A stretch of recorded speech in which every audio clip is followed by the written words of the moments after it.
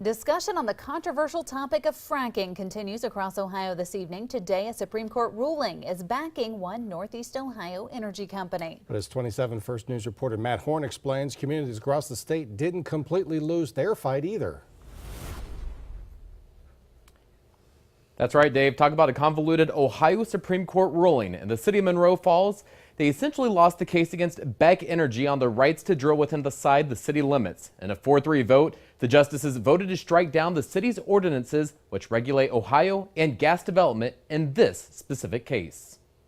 It entered a decision that raises almost as many questions as it answers. In a narrow Ohio Supreme Court ruling, justices uphold state laws that have been in place for nearly 10 years, which gives the state more power than local government on where oil and gas companies can drill.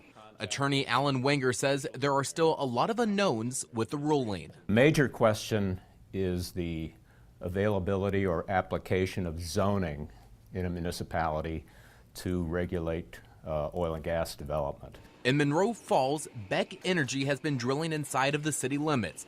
They say they took the proper steps before drilling, like getting approval from neighbors who are within 500 feet of the drilling sites. People seem to think we just run in, like a bull in the china shop, and that's not it at all. There's a process and a way, and it's done correctly.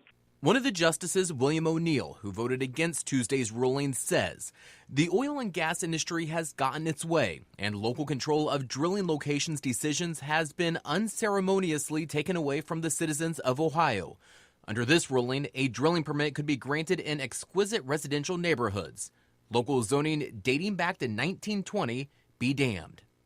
At the same time, the decision is only specific to Monroe Falls ordinances. The law has worked for 10 years, and we're very pleased with the decision. Which means it could take another Supreme Court ruling to decide how things would be decided in other communities.